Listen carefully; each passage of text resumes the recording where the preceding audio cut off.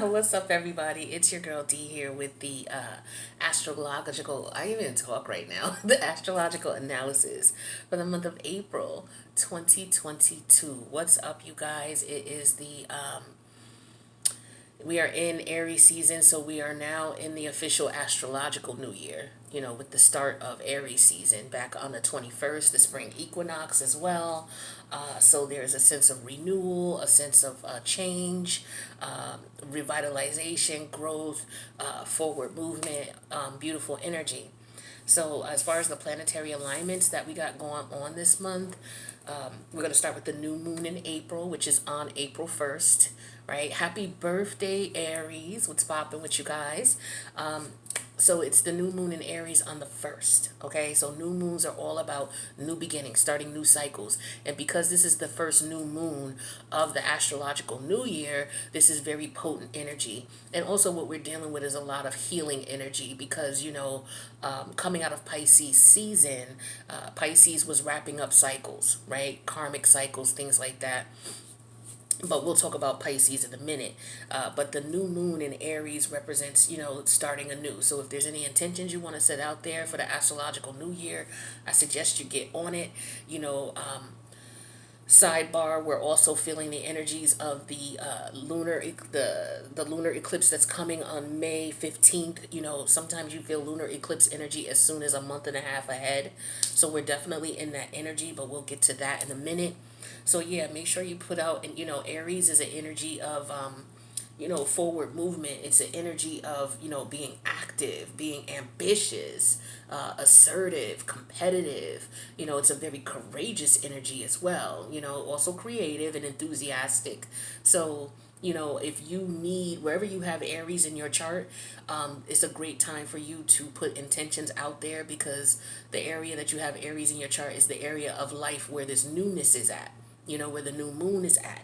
So, if you got it in your 10th house, which is all about your career aspirations, your professional achievements, professional endeavors, and there's something that you want to create. So, for example, maybe you're setting your plans together where you want to increase your income. In 18 months, you want to increase it by what, maybe 50%, right? So you put that intention out there and then you start, putting the plan out there to do the work, right? Because it manifestation, half of it is putting your intention out there, the other half is preparation and preparing so that you are in the mindset of it being so. Right? So with the new moon in Aries, you definitely want to put out your positive intentions. Now, the next date that we would want to be concerned about is we have Venus going into Pisces on, let's just talk about Pisces period, right? Because we're going to have 4 planets in Pisces by the time the 15th gets here, all right, halfway through the month of April. All right, we're going to have Venus moving into Pisces. Well, first of all, what's already there? Jupiter's already there, and Neptune's already in Pisces, right? Now, Jupiter is all about, good luck, good fortune, taking risks, travel, foreign travel, things like that. It's also about the higher mind and what's right and wrong, your moral compass. And then we have Neptune there. And Neptune is all about the creative imagination. It's all about compassion. It's, Neptune is that energy that takes you to Neptune and Jupiter both are very spiritual energies. And it's interesting that they're both in Pisces because Pisces is the house where you're closest to your creator. Actually, your 12th house, period, in particular. But the Pisces energy is a very creative energy, a very charitable, artistic energy, very creative. So with Jupiter there, which is all about you taking risks, and Neptune there, using your creative imagination and tapping into your creative energy to figure out how to use it and how to harness it and to hear what your God in you is telling you, this is a very important time. Now with Venus going into Pisces to add to these energies. Venus is all about what you appreciate, what you value.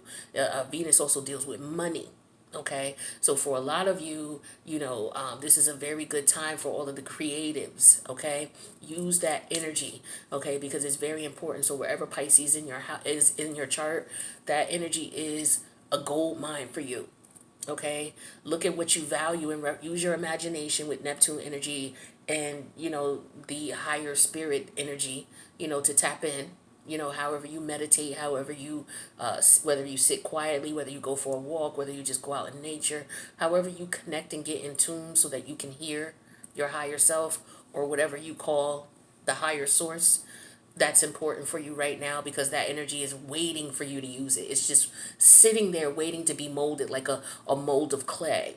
And then with Jupiter there, you know, for some of you, a lot of you may be interested in going on a sabbatical. If you can't actually physically go on a sabbatical, some people, you know, they may be tapping in using, you know, psychedelics, or any type of, weed, or whatever.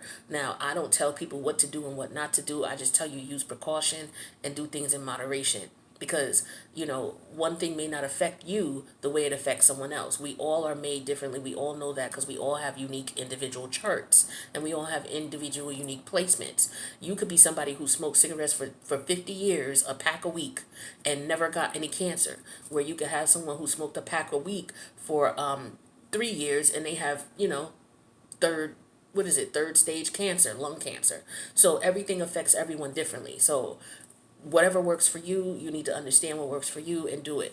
However, what I will warn against, because we're dealing with Pisces, which is a water house, we're dealing with Jupiter and Neptune, which are like feminine energies. And then we got Venus coming in there. That's a feminine energy as well. So that deals with the intuition, your thoughts, your logic, your creative imagination. All of that is at play. That's a lot of watery energy. You may not want to tap too much into liquor, or alcohol.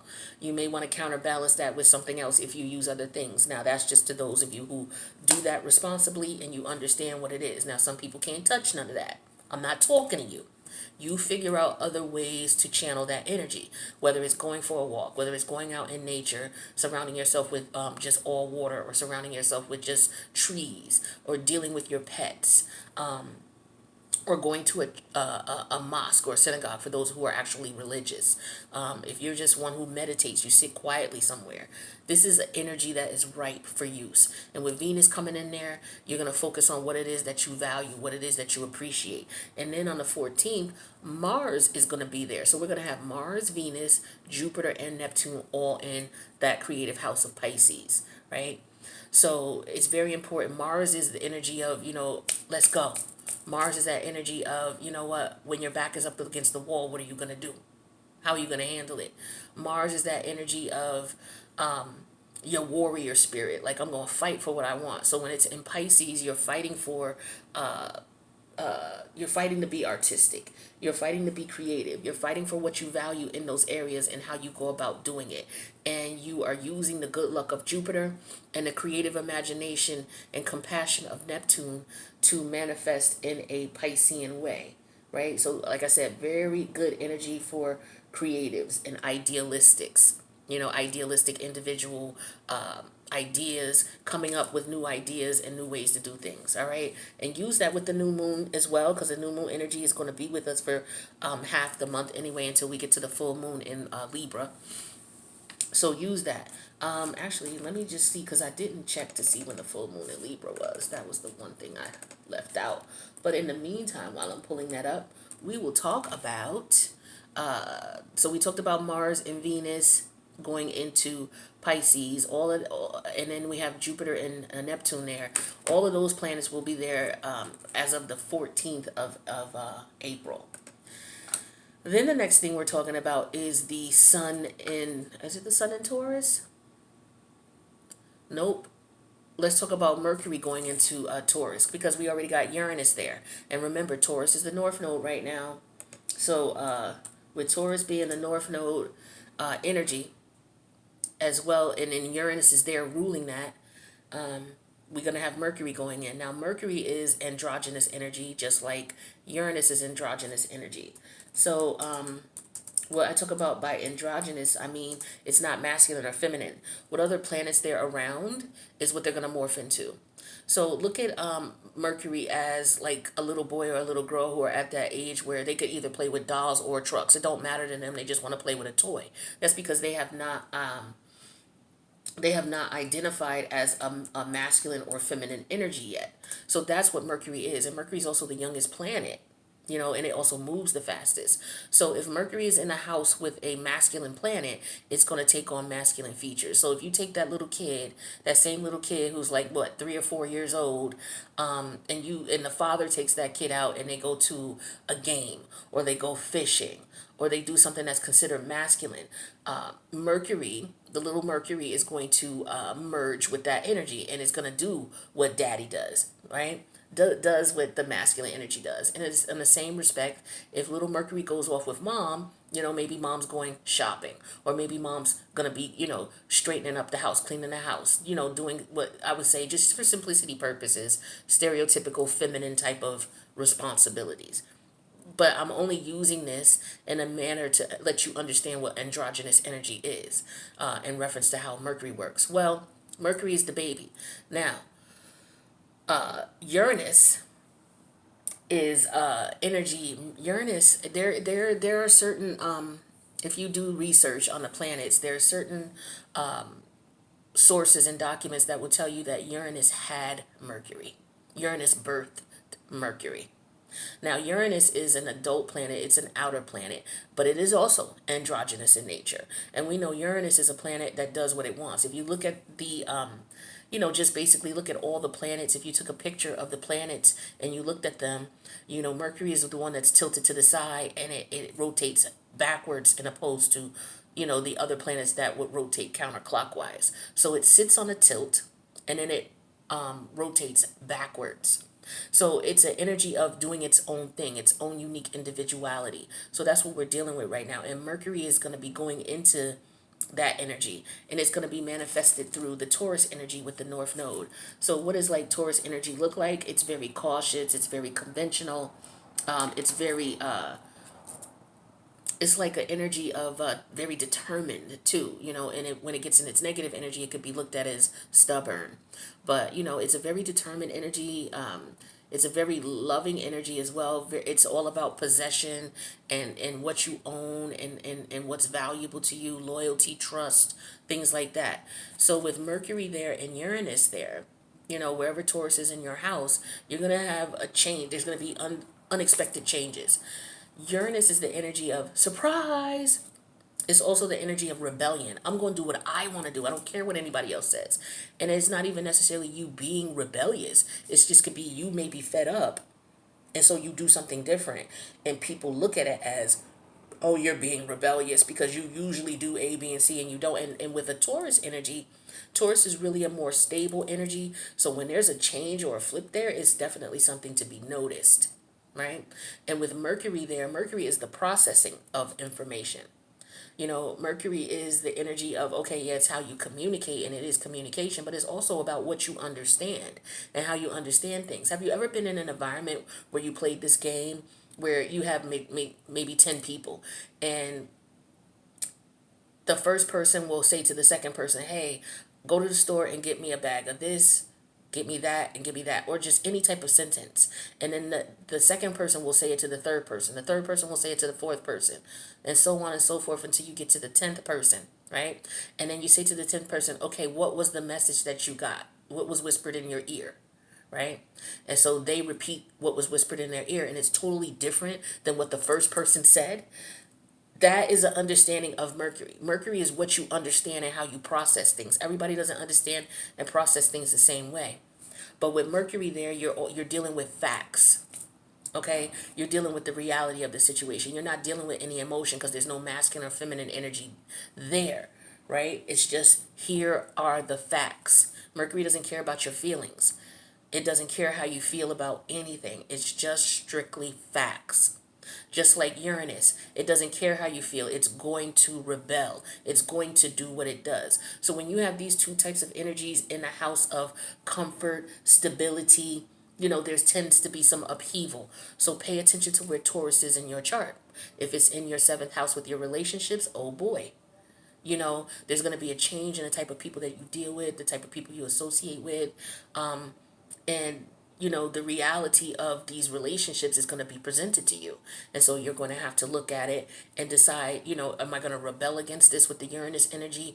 Or, am I going to do something different because I don't like the results. So am I going to switch off and deal with different types of people? Uranus energy also helps you to be open to a variety of different types of environments and different types of people as well in your relationship. So that's an example of Taurus, Uranus and Taurus in your seventh house, right?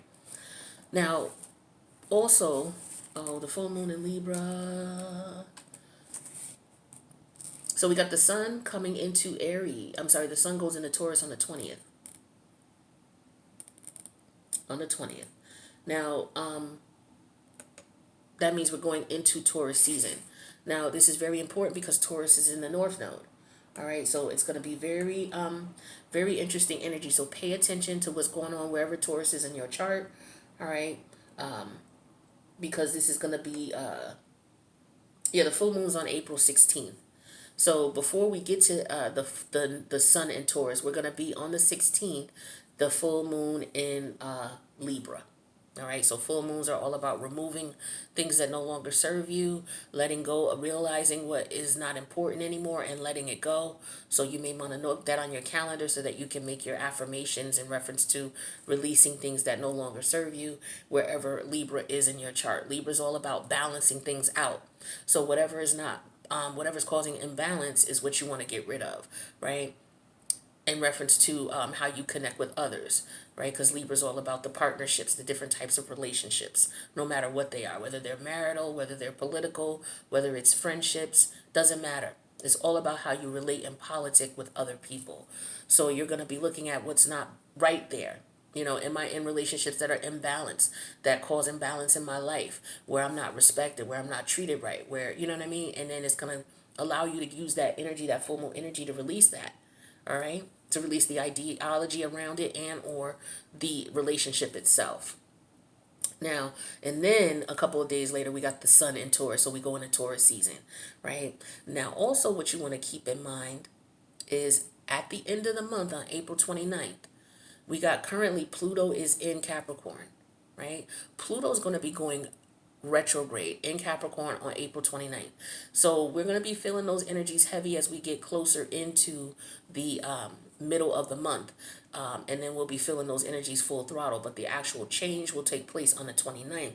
So Pluto will be in retrograde. What is Pluto? Pluto's all about power struggles. It's all about intensity, your psychic abilities. And when it's in the house of Capricorn, the way it's going to be manifested is you looking at things that were power struggles for you, and were you more conservative? Were you more restrictive? Did you look at things realistically? Because that's what the Capricorn energy is. It's also about ambition. You know, keep in mind, Pluto's also the other planet about money. So when it's in Capricorn, it's all about, okay, you know, here's what I want to do to move forward with this business plan. Now with Pluto in retrograde, it may put you in a position where, okay, you know, I tried to struggle with this to get through it. It didn't work. And now that Pluto's in retrograde, why didn't it work? So whenever a planet is in retrograde, whatever the powers are of that planet or the energies are of that planet, what it's making you do is it's making you reflect on, okay, did you use that energy? And if you did, why didn't things work, or why did they work?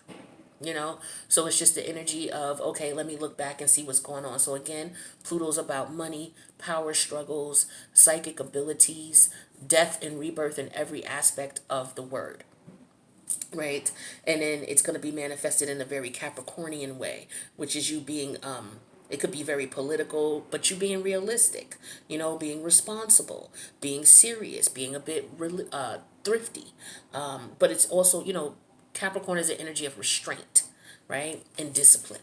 So we're going to be looking at Pluto in that energy and, you know, putting a restraint, because Pluto's going to bring back up to you whatever it wants you to work on. So you may see a repeating theme, whether it's a ex coming back around, getting on your goddamn nerves. You're like, damn, again? Yes, again.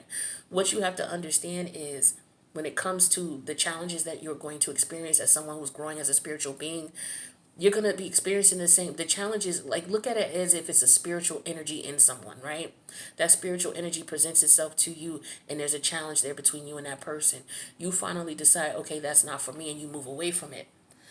now that spirit, now you're at a new level. So that spirit energy is going to come at you again, but it's going to come at you at the new level that you're at. So as long as you understand the symptoms and the signs of this negative energy, no matter what person it comes in, no matter what situation it comes in, you're going to recognize it from the past in some way, shape, or form.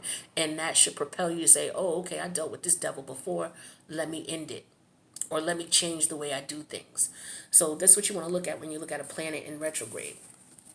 Now, we are leading up to this lunar eclipse that's coming up on May 15th in the house of Taurus. And that makes sense because we have the North Node in Taurus. But we'll talk more about that as we go through the month. Now, these are the changes that we're going to see, the major planetary changes that we're going to see from one house to another for the month of April. Just wanted to give you a quick rundown on that, and in no way, shape, or form is that just it, but I'm just narrowing it down, giving you a quick and dirty version of things. But of course, it goes much more deep. Astrology is much more deep than that. You got to do your research and your studying to better understand things, and to figure out how it's going to work in your chart. Especially take a look at your chart. It's very important that you start to understand your chart so that you can better understand some of the things that you are experiencing and why you're experiencing them. There was somebody in my comments who said something to me about relationships. I posted something about relationships, and she was like, oh, I read this guy's book. Oh, it was a post that said nine different types of women who get played. And so she replied and she said, I got this guy's book and it was really good. However, I feel like giving up.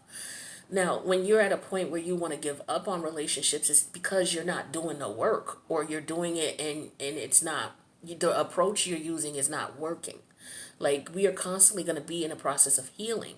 And it doesn't mean, okay, once you get over something, that something else is not going to happen. Things are going to constantly come at you in life. That's just the way life is. The thing is you want to heal from things from the past so they don't hinder you from recognizing when something is coming to you that's not right, right? But this energy that we're dealing with Pisces, pay attention to where Pisces is in your chart. It's very important. Pisces is sextile, I believe it's sextile in the North Node with the Taurus energy. So you'll be able to use that Piscean energy, all those energies, to help you. What we also need to be looking at is Saturn and Aquarius, because Saturn is actually Aquarius. The house of Aquarius is going to be squaring, is what I wanted to say. It's going to be squaring the North Node, and it's also going to be squaring the South Nodes. Now, squares are lessons. All right, they present lessons to us. So what you're going to be looking at is, okay, what is agitate, because it also agitates, when something is squaring the North Node and the South Node, it's agitating it. So you can either take the positive energies of that or the negative energies of it and do what you will, but just understand that's what's going to be going on. So just a little something I wanted to give you so that, for those of you who are more advanced and you're looking at your chart, you're going to be looking at what's squaring your South Node is going to be the same house that's squaring your North Node. And the squares represent stumbling blocks or learning opportunities. It just depends on how you look at it, but there is a lesson there. So look at where Aquarius is in your chart and where Saturn is there. Saturn is all about restrictions, law, rule, regulation. And you're going to be trying to manifest that in an Aquarian way. So you're going to be very altruistic, friendly, humanitarian, inventive, individualistic. So you're going to find individual ways to work within the rules and the regulations of what's going on, because there could very well be some changes with that Saturnian energy in the rules and regulations in the area where you have Aquarius. All right, so I'm going to wrap this up. I don't want to keep it too long, but I just want to give you a little bit of information that you can go on, of course, and do your own research in reference to what's going on in the world and what's going on in your chart. All right, so with that being said, happy April to you and happy birthday, Aries, and I'll see you guys later on in the month.